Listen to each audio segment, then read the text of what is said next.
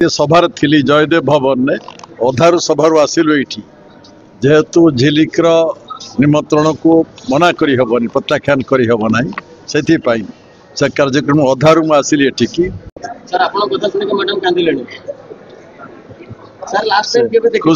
खुशीर लुह आनंदर लुह लहरी movie आज देखिबार सुजोग मु लाभ करी मु देखिली उपभोग्य तो निश्चय ये ओडिशार संस्कृति ओडिशार कला ओडिशार टूरिज्म को भित्ति करिकी ये सिनेमा तैयारी करा जाइछि। जो माने ओडिया माटी की भल पाती ओडिया संस्कृति भल पाती ओडिशार टूरिज्म इको टूरिज्म भल पाती